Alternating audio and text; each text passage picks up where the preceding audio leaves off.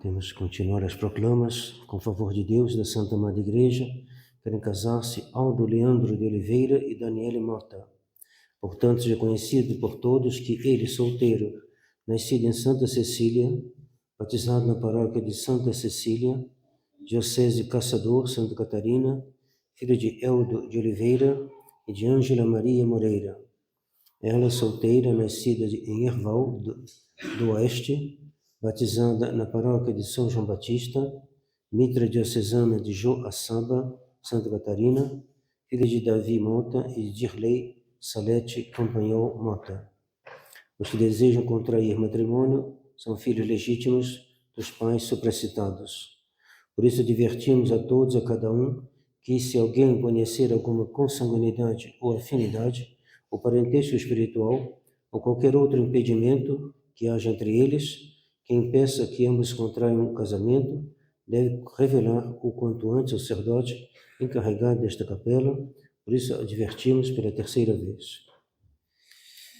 Sequência do Santo Evangelho segundo São Lucas. Naquele tempo, grande multidão vieram ouvir a palavra de Deus e rodearam a Jesus, que estava nas margens do lago de Genezaré. Viu duas barcas paradas à borda do lago. Os pescadores haviam descido e lavavam as redes. Entrou Jesus em uma daquelas barcas, que era de Simão. Pediu-lhe que se afastasse um pouco da terra. Sentou-se então e da barca pôs-se a ensinar as turbas. E quando cessou de falar, disse a Simão: faze-te ao largo e lançai vossas redes para a pesca. Respondendo, Simão disse-lhe: Mestre, trabalhamos toda a noite e nada apanhamos, mas por vossa palavra lançarei a rede. Feito isto, apanharam tão grande quantidade de peixe que a rede se rompia. E acenaram aos companheiros que estavam na outra barca para que os viessem ajudar. Vieram estes e encheram as duas barcas, de modo que estas se submergiam. Vendo isto, Simão Pedro prostrou-se aos pés de Jesus, dizendo: afastai-vos de mim, Senhor, que sou homem pecador. Porque estava atônito, como todos que com ele se achavam, pela pesca que haviam feito. Igualmente o estavam Tiago e João, filhos de Zebedeu, que eram companheiros de Simão. E disse Jesus a Simão: não temas, daqui em diante serás pescador de homens. E conduzidos as barcas para a terra, eles deixaram tudo e o seguiram. Em nome do Pai, do Filho e do Espírito Santo. Amém. Caros irmãos, caros fiéis, o Evangelho de hoje é a continuação do Evangelho do domingo passado. Ou seja, ao Nosso Senhor que vai à procura das ovelhas perdidas em Adão e Eva e reencontradas por Nosso Senhor pela sua paixão. No domingo de hoje se mostra os apóstolos que vão fazer uma grande pesca e Nosso Senhor vai lhes dizer que daqui por diante não temas, serás pescador de homens. É a função da hierarquia da igreja, mas também dos pais. Os pais devem colaborar, evidentemente, na salvação dos seus filhos. Bons pais, normalmente, levam para o céu os seus filhos. Maus pais, que não dão o exemplo, que não levam uma vida como Nosso Senhor quer, eles são, muitas vezes, frequentemente, causa da perda eterna de seus filhos. Alguns pais também são chamados a fazerem parte do que Nosso Senhor espera da Santa Igreja, porque a Igreja que vai instruir os pais. São os padres que devem dar aos pais os meios deles serem verdadeiros apóstolos junto aos seus próprios filhos. Se os pais não recebem dos padres o ensinamento correto, se ele não lhes dá o batismo, se ele não lhes faz o necessário para que sejam confirmados, se eles não recebem os sacramentos de maneira correta, e se eles não são advertidos quando estão em falta, assim os pais serão mal formados e formarão mal os seus filhos. Daí essa necessidade, essa união que deve haver na igreja, entre todos a hierarquia, né? Uns auxiliando os outros, cada um tendo uma parte na salvação de cada um de nós. O homem não pode ser salvo sem a sua cooperação individual para a sua salvação individual, cooperação familiar para a salvação dos familiares. Aqui não muito longe de nós, no Carmo, uma família que morou, Zita, se eu não me engano, e Jerônimo, e eles educaram os filhos de tal maneira que foram praticamente, uns faleceram, mas praticamente todos entraram na vida religiosa, e a mãe entrou também depois da morte do marido. O que eles fizeram um bom trabalho. Eles ajudaram seus filhos a amarem ao Senhor, eles obedeceram às ordens, às diretivas da Santa Igreja, e por isso o resultado foi esse que nós conhecemos. E eu queria lhes fazer um pedido porque nosso mosteiro está num momento um pouco difícil. Esse pedido é o seguinte: nós podemos ver aqui no final do Evangelho uma frasezinha importante. E conduzidas as barcas para a terra, eles deixaram tudo e o seguiram. Deixaram tudo e o seguiram. Mas tem duas vocações um pouquinho diferentes. Uns deixam tudo para entrar no seminário, outros deixam tudo para entrar no mosteiro. São duas vocações diferentes. As duas cooperam para a salvação das almas. Uma coopera de uma maneira direta e a outra de uma maneira indireta, se quiserem, vamos usar outros termos. Entrando assim em contato, não sei o termo exato seria agindo, recorrendo, digamos, diretamente àquele que é a causa de toda a conversão, que é Deus, e a vida contemplativa, e vai pedir a Deus a conversão das almas. Não vai na causa primeira, E outros vão diretamente nas almas. Vão rezar, evidentemente, mas o contemplativo ele é mais exclusivamente o homem da oração. Ora, o mosteiro facilitou também a venda de terrenos, penso que foi um grande bem, mas é necessário guardar um pouco a divisão dos trabalhos. Ontem mesmo fizemos uma pequena reunião para que o seminário ajude um pouco mais na escola, da maneira a liberar um pouco mais os monges para a sua vocação própria. Então, conto com a ajuda dos senhores e das senhoras. Os monges poderão continuar a fazer o que fazem, mas era bom não reter nenhum monge nas suas casas assim, não convidar muito, não. Por quê? Porque são duas vocações diferentes. E essa vocação pode se perder. O mosteiro contemplativo pode se tornar inteiramente ativo, se ele não prestar atenção. Então, cabe o amor que os senhores e senhoras têm pelo mosteiro deve se traduzir no amor da vida contemplativa do próprio mosteiro. Os monges precisam ficar mais, melhor dizendo, dentro da clausura. A vida aqui dentro é muito intensa, é muito grande, mas ela não atrai muito a natureza.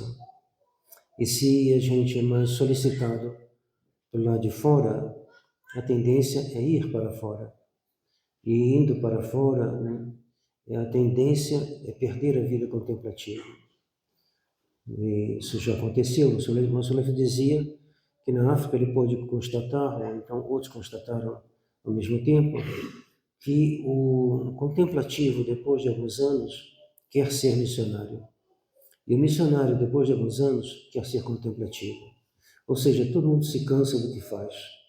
E é um momento que a gente quer deixar tudo. Mas vamos deixar isso aqui, vou virar ativo, porque essa vida está... E é uma tentação. Então, essa tentação pode ser diminuída se os fiéis recorrerem aos padres que vêm nos ajudar. O seminário vai ser, já é e vai ser, espero, com a graça de Deus, um auxílio na parte desse atendimento direto com as almas. Não é de modo algum uma diminuição do amor que os monges têm pelos fiéis. Muito pelo contrário. Quem é a padroeira das missões não é uma irmã de vida ativa, não é. É uma irmã de vida contemplativa, que nunca foi nem ao Vietnã, nem ao Brasil, nem lugar nenhum, nem saiu da sua cidade. E então ela é a padroeira das missões. Então, as duas pessoas devem ter fé na vida contemplativa. Os monges e os que não são monges. Os monges não duvidarem da sua vocação e não pensarem que se eles não saírem, eles estão perdendo tempo, eles não estão cumprindo a vontade de Deus. Eles pensassem assim, eles não pecariam contra a fé católica. A fé católica nos ensina que a regra de São Bento foi bem escrita, que a regra de São Bento foi bem aprovada, que a regra de São Bento foi bem abençoada por Deus e que a gente não deve duvidar da nossa regra. Claro, tem circunstâncias, os beneditinos fizeram de tudo na história da igreja, mas tomar muito cuidado, porque às vezes pode ser o zelo do martírio que leva o monge fora do mosteiro, mas pode ser um zelo que não é do martírio também não. É um pouco como dizia no Sol Lefebvre, o contemplativo, depois de alguns anos, ele se cansa, então ele quer sair. Ele quer sair, ele quer, mesmo sem, só para esparecer. Então, não. A gente deve refazer, né? Refazer o nosso ato de fé para dizer não. Deus me chamou na família de São Bento, Deus me chamou na família do Père Mioire. O Père Mioire queria missões, mas a missão do Père Mioire e da nossa congregação, ela tem, assim, digamos, dois aspectos. Ser cartucho dentro e ser missionário fora. Mas cartucho dentro, ele deve ficar muito mais tempo dentro do que fora. Senão a gente não... São Bernardo dizia, encher uma caixa d'água e fazer a água sair por baixo. Bota um cano por baixo e bota ali. A água vai embora e a caixa vai ficar vazia. Então ele dizia, você não deve fazer isso. Deve primeiro encher a caixa d'água e usar a água que transborda. Uma água que transborda é uma água que vem de um mais. A alma está cheia de contemplação, ela não abandonou a oração, ela não abandonou a sua cela, ela não abandonou o seu lexo divina, não abandonou o seu estudo. E aí ela está cheia. E assim, do que ela tem, né? Da abundância que ela tem, ela pode dar aos outros.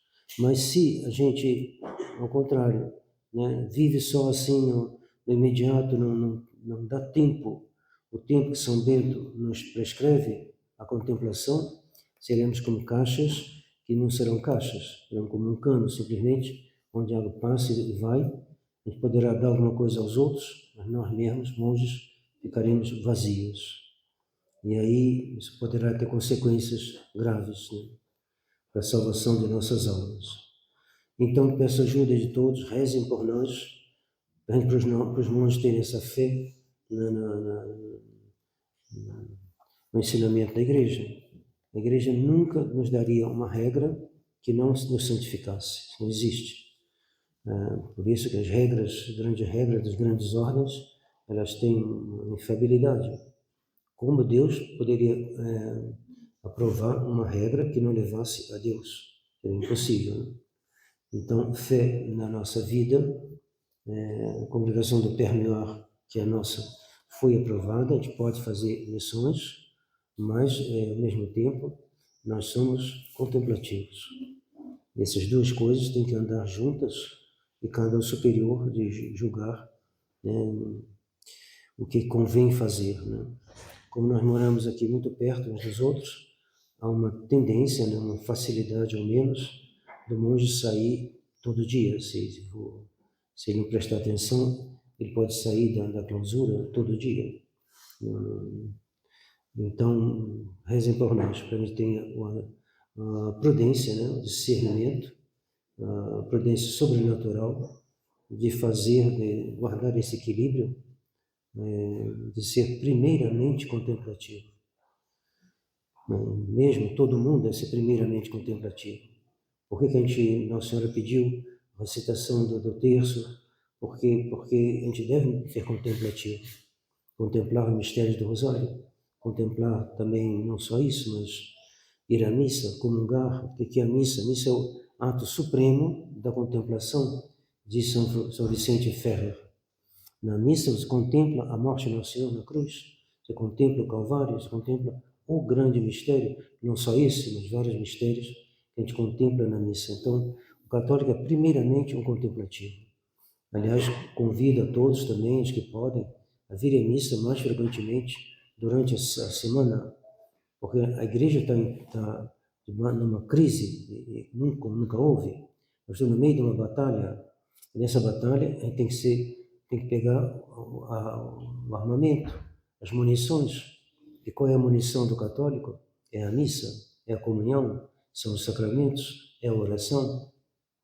Então, dentro das possibilidades de cada um, ao menos que cada um pare para pensar e tente fazer um esquema no qual ele possa aproveitar mais das missas. Cada dia aqui tem missa, e não só uma missa, mas várias missas. E tem no seminário, então não deixem de assistir à missa. Para uns aqui 6h30 é um bom horário, para outros não é, mas tem missa no seminário às 7, né? 7, 7h30, não sei exatamente o horário, mas aproveitem essas missas, porque no meio de uma batalha, se a gente fica assim descansado demais, o demônio virá e derrubará as almas, porque é isso que ele quer, é isso que ele faz. Então peço novamente então, a ajuda dos senhores, rezem por nós, pela nossa vocação contemplativa. Ninguém duvida do nosso desejo de ajudar cada um. Penso que isso não precisa provar nem demonstrar. Só peço que quando houver assim uma opção, né, vou convidar tal monge na minha casa ou não convidar. Pensem primeiro, é melhor não convidar. A não ser que haja uma questão muito séria a tratar e que não tenha outro meio. E assim vocês estarão respeitando a nossa vocação e recebendo os frutos dessa vocação, pois nós estaremos, como nós tentamos fazer, né, dia e noite, de certa maneira, rezando pelas suas almas. Em nome do Pai, do Filho e do Espírito Santo. Amém.